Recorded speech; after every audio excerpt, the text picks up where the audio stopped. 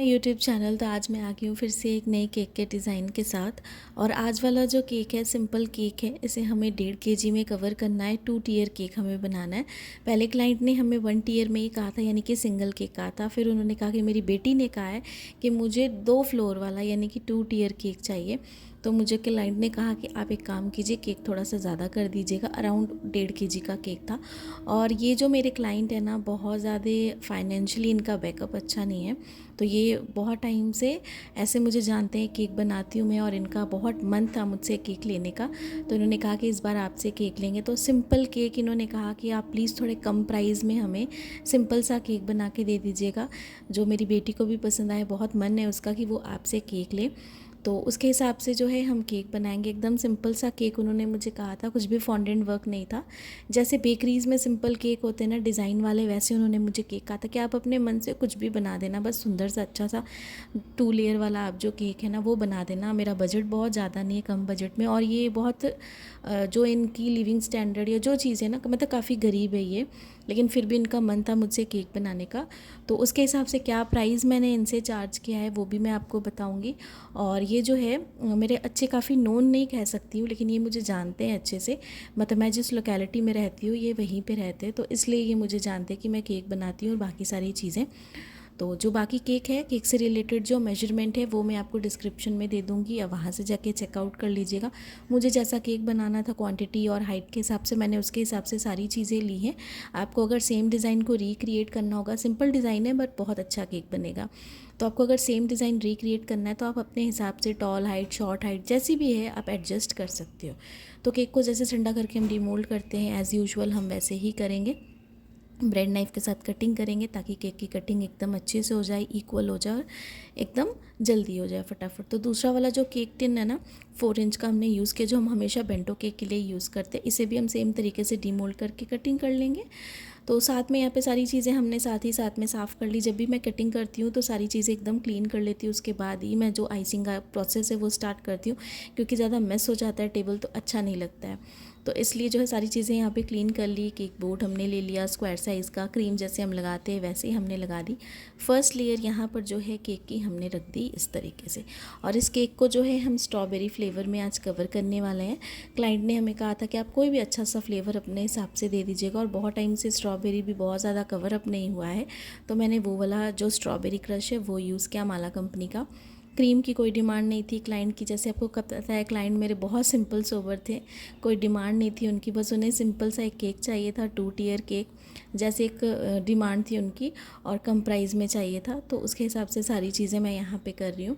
तो क्रीम को एकदम अच्छे से हम स्प्रेड करेंगे जैसे हम करते हैं पैलेट नाइफ़ के साथ। इक्वली क्रीम हम बहुत ज़्यादा भी नहीं लगाएंगे, जितनी ज़रूरत है केक की ब्रेड की स्लाइसेस के हिसाब से वैसे ही हम यहाँ पे लगाएंगे। और साथ में जो क्रश है हमारे पास माला कंपनी का वो हम यूज़ करेंगे। आपके वहाँ पे जो भी अवेलेबल है अच्छी ब्रांड का वो यूज़ कर सकते हो। बाकी माला कंपनी के तो सारे प्रोडक्ट्स काफ़ी अच्छे होते हैं, आप ऑनलाइन ऑफलाइन कहीं से भी से परचेज़ कर सकते हो, आपको ईजिली मिल जाएंगे। तो इसे भी जो है हम केक की जो स्लाइस है यानी कि केक की जो ब्रेड है उसके रिक्वायरमेंट के हिसाब से हम यहाँ पे क्रश को यूज़ करेंगे।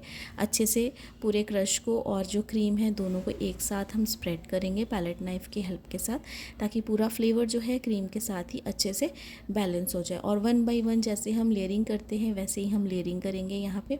और कल वाली वीडियो आप सबको बहुत ज़्यादा पसंद आई, बहुत अच्छा लगा मुझे। जो एनिवर्सरी केक का मैंने जो डिज़ाइन आप सबके साथ शेयर किया था वो रिंग वाला नया डिज़ाइन था, और होपफुली आप सबको बहुत ज़्यादा पसंद आया होगा। तो आप उसे रिक्रिएट कर सकते हो, और अगर जो भी आप सब में से कोई भी रिक्रिएट करोगे तो मेरे इंस्टाग्राम में ज़रूर मेरे साथ शेयर कीजिएगा अपना एक्सपीरियंस। तो 1 बाय 1 जैसे हम लेयरिंग लगाते हैं वैसे ही हम लगाएंगे। बाकी डाउट्स जो भी होते हैं आप पूछा कीजिए। जितनी कोशिश होती है मैं हर एक वीडियो में कहती हूँ कि कमेंट के थ्रू भी और वीडियो के थ्रू भी मैं बहुत सारी चीज़ें जो है वो एक्सप्लेन करूँगी आपको, ताकि कुछ चीज़ें जो हैं वो आपको वीडियो में भी समझ में आ जाए जब मैं बोलूँ, और कुछ चीज़ें जो हैं अगर मुझे जितना लगेगा पॉसिबल है कि आपको कमेंट के थ्रू ही एक्सप्लेन करनी है तो वो मैं कमेंट के थ्रू ही आप सबको एक्सप्लेन करूँगी। तो काफ़ी अच्छे से एकदम लेयरिंग हमें करनी है। और केक को आप जैसे ऐसे क्रीम वाले केक है ना, आप आराम से इसे बना के जितनी देर भी फ्रिज में रखोगे उतना अच्छा है। अगर 8-9 घंटे तक भी केक अगर आपका फ्रिज में स्टोर रहता है, अगर उसके बाद भी आप केक को 2 घंटे ही 3 घंटे तक ज़्यादा ही अगर बाहर भी रखोगे ना, तब भी केक को कोई प्रॉब्लम नहीं होगी, केक आपका एकदम सेटल्ड रहेगा। क्रीम एकदम आपकी अच्छी रहेगी। और जब भी मैं स्टेंसिल वाले केक बनाती हूँ तो हमेशा बताती हूँ कि केक को एकदम अच्छे से आपको सेट करना है, ताकि केक की क्रीम एकदम अच्छे से सेट हो, ताकि उसमें जो भी स्टेंसिल वर्क हो ना एकदम क्लीन निकल के आए, काफ़ी अच्छे से निकल के आए। क्योंकि केक की क्रीम जितनी ज़्यादा आपकी सेट होगी, आपके डिज़ाइंस उतने ज़्यादा अच्छे बनेंगे। क्रीम को हमें कभी भी ओवर विप नहीं करना है। और मेरे चैनल पे अपलोडेड है 3 वीडियोस क्रीम से रिलेटेड कि किस तरीके से क्रीम को विप करना है।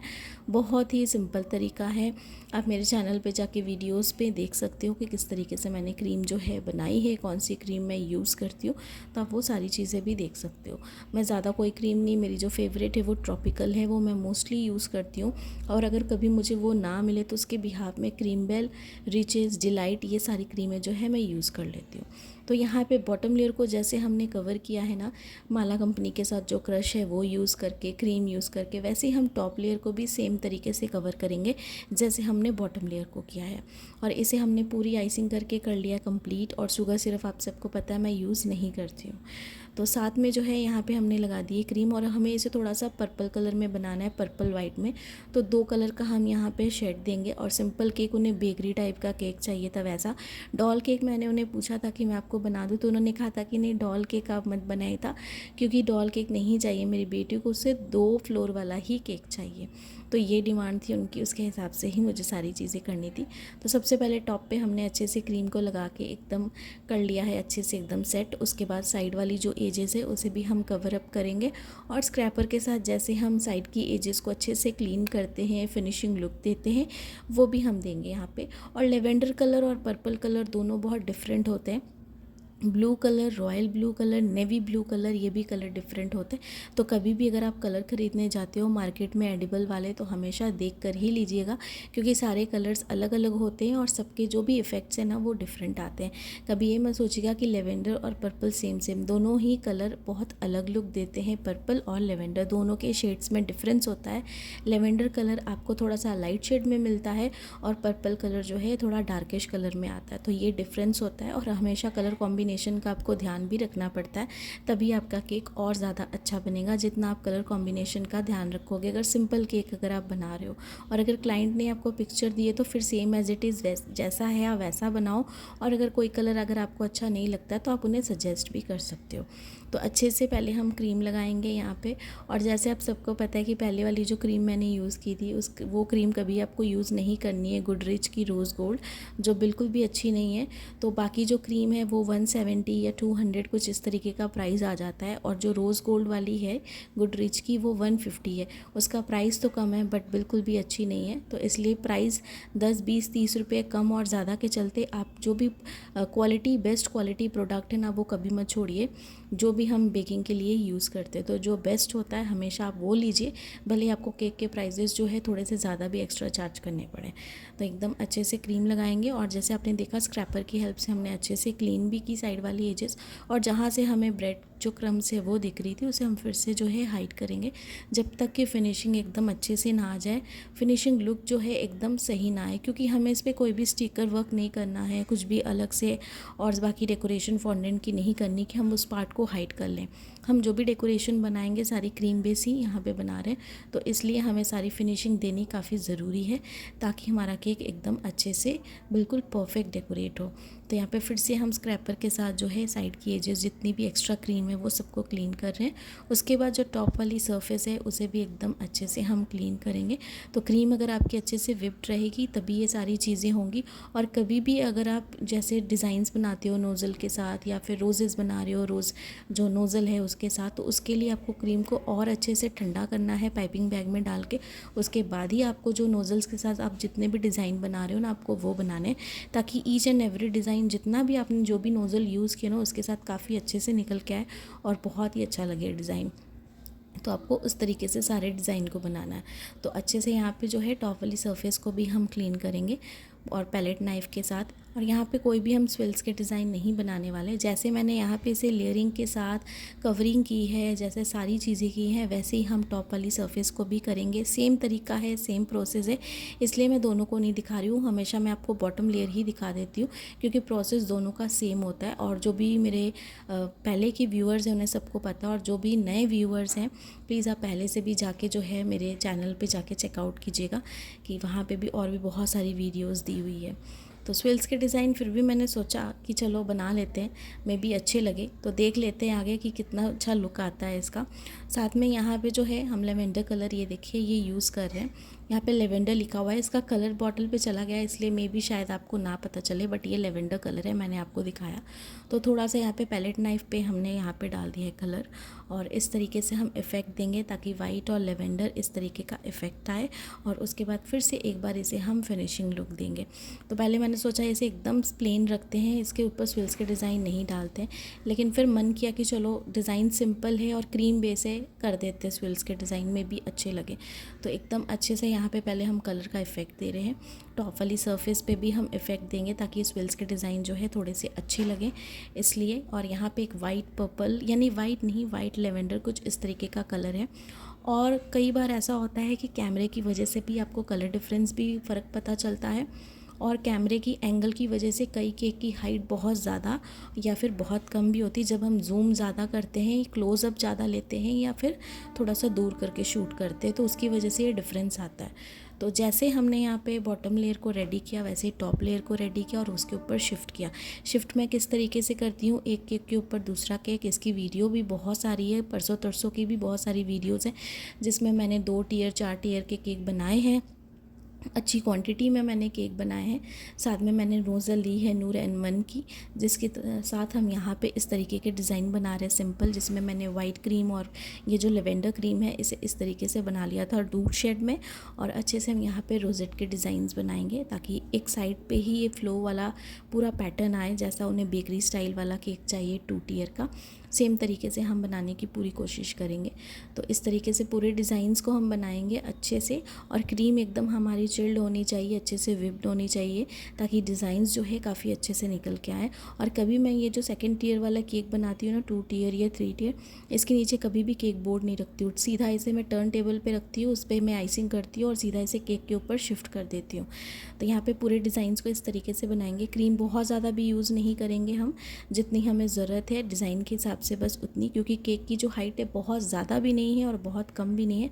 फ्लैट शेप में इसे हमने बनाया है, बहुत ज़्यादा टॉल हाइटेड में नहीं बनाया है।